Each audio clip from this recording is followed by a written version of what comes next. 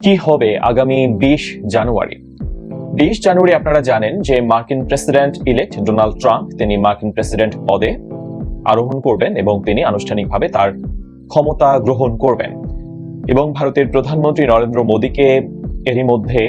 Donald ট্রাম্পের শপথ গ্রহণ অনুষ্ঠানে আমন্ত্রণ জানানো হয়েছে। যদিও তাকে আমন্ত্রণ জানানো এতদিন ধরে হচ্ছে না, কেন, আদৌ হবে কি না সেসব নিয়ে নানান ধরনের আলাপ আলোচনা চলেছিল বাংলাদেশের রাজনৈতিক মহলে এবং যারা রাজনৈতিক বিশ্লেষক তাদের তীক্ষ্ণ দৃষ্টিও ছিল ডোনাল্ড ট্রাম্পের শপথ গ্রহণ অনুষ্ঠানে বাংলাদেশের কেউ আমন্ত্রণ পায় কিনা কিংবা আমেরিকার প্রেসিডেন্ট ডোনাল্ড ট্রাম্পের শপথ গ্রহণ অনুষ্ঠানে ভারতের প্রধান আমন্ত্রণ পায় কিনা। বাংলাদেশের এখনো পর্যন্ত প্রধান উপদেষ্টা ডক্টর মোহাম্মদ ইউনূস সাহেবকে আমরা কোনো ধরনের আমন্ত্রণ পাঠিয়েছে ডোনাল্ড ট্রাম্প সেটি আমরা পাইনি, তবে ভারতের প্রধানমন্ত্রী নরেন্দ্র মোদীকে ডোনাল্ড ট্রাম্প আমন্ত্রণ পত্র পাঠিয়েছেন সে খবর এর মধ্যে জানা গিয়েছে এবং বাংলাদেশের রাজনীতিতে ডোনাল্ড ট্রাম্পের ভারতের প্রধানমন্ত্রী নরেন্দ্র মোদীকে আমন্ত্রণ জানানোর এই বিষয়টি অনেক গুরুত্ব বহন করে। কেন গুরুত্ব বহন করে এর মধ্যে নিশ্চয়ই আপনারা সেটি বুঝতে পেরেছেন। বাংলাদেশে জো বাইডেন প্রশাসন একজন মার্কিন রাষ্ট্রদূত পিটার হাস যিনি চলে গিয়েছেন, আর পরবর্তী সময় অন্য একজনকে নিয়োগের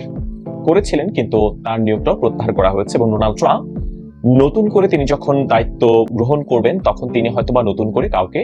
সেখানে অ্যাপয়েন্ট করবেন বাংলাদেশের রাজনৈতিক পরিস্থিতিতে পর্যবেক্ষণে বা রাষ্ট্রদূত হিসেবে তিনি কাউকে অ্যাপয়েন্ট করবেন নিশ্চিতভাবেই। এবং বাংলাদেশের রাজনীতিতে ডোনাল্ড ট্রাম্প খুব গুরুত্বপূর্ণ কিছু সিদ্ধান্ত নিতে পারেন এমন আশা বা আশঙ্কা, আমি আশা বলবো সেটি আওয়ামী লীগের শিবিরে আর আশঙ্কা বলবো সেটি বর্তমানে আওয়ামী বিরোধী শিবিরের কথা বলবো আমি। আশা এবং আশঙ্কা দুটোই আসলে রয়েছে, কারণ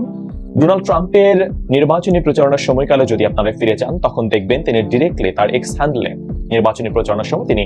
উল্লেখ করেছেন বাংলাদেশে শেখ হাসিনা সরকার পরবর্তী সময় যেভাবে সনাতন ধর্মাবলম্বীদের উপরে নির্যাতনের ঘটনা ঘটেছে, তিনি যদি ক্ষমতায় থাকতেন, মানে ডোনাল্ড ট্রাম্প যদি ক্ষমতায় থাকতেন তাহলে এই ধরনের ঘটনা ঘটতো না। মানে তিনি খুবই স্ট্রং একটি পজিশন নিয়েছেন বাংলাদেশের তখনকার সময়ের পরিস্থিতি নিয়ে, যখন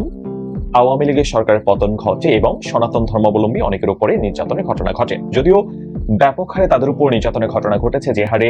ভারতীয় গণমাধ্যম প্রকাশ করেছে সেটি সত্য নয়। এবং আমরা দেখেছি আমাদের প্রধান উপদেষ্টা ডক্টর মোহাম্মদ ইউনূস সাহেব তিনি দেশীয় এবং আন্তর্জাতিক নানান গণমাধ্যমে অনেকগুলো ইন্টারভিউ দিয়েছেন এবং আন্তর্জাতিক গণমাধ্যমে তিনি যখন এই প্রশ্নের মুখোমুখি হয়েছেন তিনি অনেকটা ঢালাও ভাবেন যারা সনাতন ধর্মাবলম্বী যারা নির্যাতনের শিকার হয়েছেন তাদেরকে আওয়ামী সমর্থক হিসেবে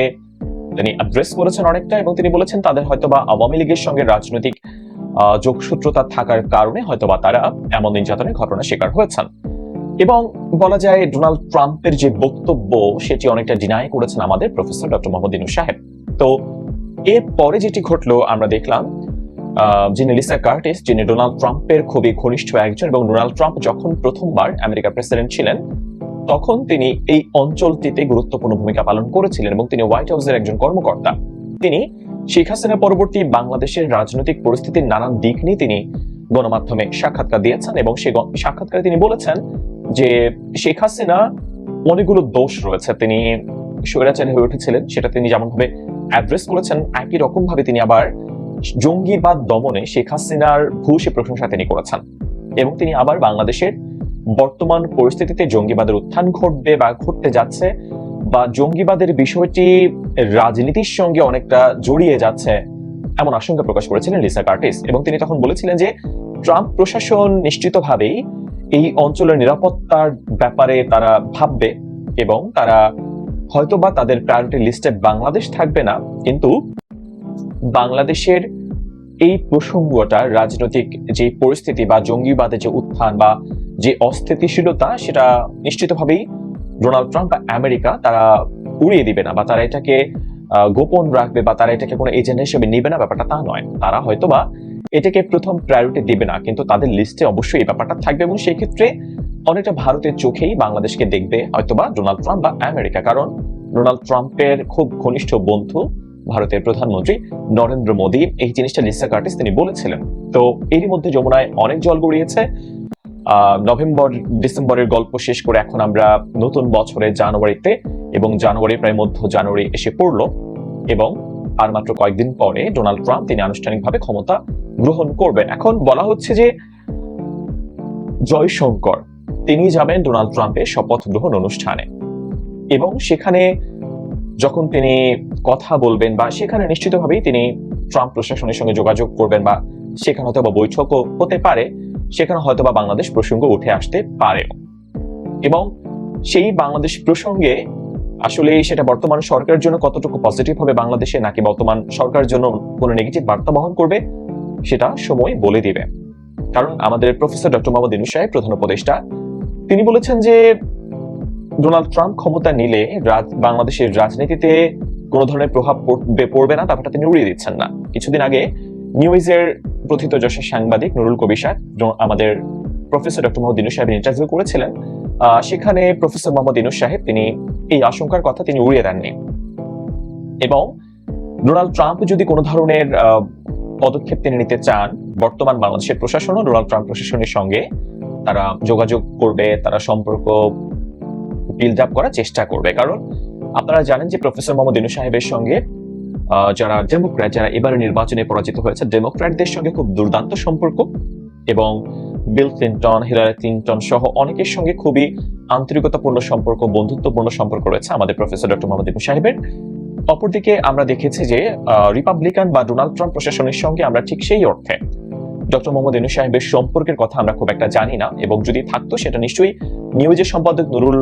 কবির সাহেবের সঙ্গে যখন ইন্টারভিউ দিয়েছিলেন আমাদের প্রফেসর ডক্টর মোহাম্মদ ইউনূস সাহেব, তিনি নিশ্চয়ই সেখানে ক্লিয়ার করতেন বা তিনি কিছুটা ধারণা দিতেন। তবে তিনি ইন্টারন্যাশনাল গণমাধ্যমে তিনি বলেছিলেন যে রিপাবলিকানের সঙ্গেও তাদের সম্পর্ক রয়েছে, মানে ডক্টর মোহাম্মদ ইউনূস সাহেবের এবং ডেমোক্রেটদের সঙ্গে তো রয়েছে। তবে আমরা সাবেক প্রধানমন্ত্রী শেখ হাসিনা তার যে একটি বক্তব্য বা তার ফোন আলাপ তার নেতাকর্মীদের সঙ্গে নূরুল হোসেন দিবস উপলক্ষে, সেখানে তিনি যেরকম ভাবে বলেছেন ডোনাল্ড ট্রাম্পের সঙ্গে তার ব্যক্তিগতভাবে যোগাযোগ রয়েছে, সুতরাং এখানে আওয়ামী লীগের সুবিধা পাওয়ার বিষয়টা একেবারে উড়িয়ে দেওয়া যায় না। কারণ ডোনাল্ড ট্রাম্পের সঙ্গে মোদির সম্পর্কের কথা বিবেচনা করলে এবং মোদির সঙ্গে সাবেক প্রধানমন্ত্রী বাংলাদেশের শেখ হাসিনার সম্পর্কের কথা বিবেচনা করলে ডোনাল্ড ট্রাম্প হয়তোবা বাংলাদেশের পরিস্থিতিটাকে শেখ হাসিনার চোখে দেখতে চাইবে, মানে নরেন্দ্র মোদীর চোখে দেখতে চাইবে। আর নরেন্দ্র মোদী তো শেখ হাসিনার চোখে হয়তোবা দেখছে বাংলাদেশকে। কারণ আমরা দেখেছি শেখ হাসিনা ভারতে অবস্থান নিয়ে বাংলাদেশ অসন্তোষ জানিয়েছে, বাংলাদেশ ফেরত চাইছে, কিন্তু ভারতের দিক থেকে আমরা শেখ হাসিনাকে বাংলাদেশে ফেরত দেওয়ার ব্যাপারে পজিটিভ কোনো সাইন আমরা দেখতে পাইনি। এবং শেখ হাসিনা বিভিন্ন রাজনৈতিক জনসভা বা প্রবাসী আওয়ামী লীগের নানান কর্মী সম্মেলনে সভায় তিনি নিরন্তরভাবে নিরলসভাবে তিনি বক্তব্য দিয়ে যাচ্ছেন, এবং সেই বক্তব্য তিনি যেন দিতে না পারেন সে ব্যাপারে বাংলাদেশ সরকারের পক্ষ থেকে অনুরোধ জানানো হয়েছিল। কিন্তু সেই অনুরোধ সত্ত্বেও আমরা দেখেছি শেখ হাসিনা তিনি নিরলসভাবে বক্তব্য দিয়ে যাচ্ছেন, এবং আবার শোনা যাচ্ছে কিছুদিনের মধ্যে মেবি 19 জানুয়ারি শেখ হাসিনা আবার বাংলাদেশে তার নেতাকর্মীদের উদ্দেশ্যে বক্তব্য রাখতে পারেন, এমন একটা গুঞ্জন বা প্রচারণা আমরা সোশ্যাল প্ল্যাটফর্মে দেখতে পাচ্ছি। তো কি ঘটবে আসলে 19 জানুয়ারি শেখ হাসিনার বক্তব্যে? কি জানতে পারবে বাংলাদেশের আওয়ামী লীগের সমর্থকেরা? কিংবা 20 জানুয়ারি ডোনাল্ড ট্রাম্পের শপথ গ্রহণ পরবর্তী সময়ে বাংলাদেশের রাজনৈতিক পরিস্থিতি কোন দিকে মোড় নেয়, সেটাও আসলে আমাদের ভাবতে হবে। এবং এর মধ্যে আপনারা জানেন বিএনপি আবার নতুন একটি বোকামি করেছে। তারা প্রচার করেছিল যে ডোনাল্ড ট্রাম্প ন্যাশনাল প্রেয়ার ব্রেকফাস্টে বিএনপির শীর্ষ তিন নেতাকে আমন্ত্রণ জানিয়েছেন। বিএনপির ভারপ্রাপ্ত চেয়ারম্যান তারেক রহমান, মহাসচিব মির্জা ফখরুল ইসলাম আলমগীর এবং স্থায়ী কমিটির সদস্য আমির খসরু মাহমুদ চৌধুরী। যদি পরবর্তীতে দেখা গিয়েছে যে আসলে এই ন্যাশনাল প্রেয়ার ব্রেকফাস্টের সঙ্গে আমেরিকার সরকারের বা মার্কিন প্রশাসনের কোনো ধরনের যোগাযোগ নেই, এটি সম্পূর্ণ অন্য একটি মাধ্যমে এই ব্রেকফাস্টের আয়োজন করা হয়ে থাকে, ন্যাশনাল প্রেয়ার ব্রেকফাস্ট, এবং সেখানে রিপাবলিকান একজন কংগ্রেসম্যান বলা হচ্ছে বিএনপির পক্ষ থেকে এখন যে তারেক রহমান, মির্জা ফখরুল ইসলাম আলমগীর এবং আমির খসরু মাহমুদ চৌধুরীকে আমন্ত্রণ জানিয়েছেন। যদি প্রথমে বলা হয়েছিল যে ডোনাল্ড ট্রাম্প আমন্ত্রণ জানিয়েছেন, তো আসলে পরিস্থিতি কোন দিকে যায় সেটা বোঝা না গেলেও শেষ মুহূর্তে বিএনপি সেই বোকামিটা কেন করলো সেটা আসলেই ভাবনার বিষয়। আপনাদের প্রতিক্রিয়া জানতে চাই। ধন্যবাদ।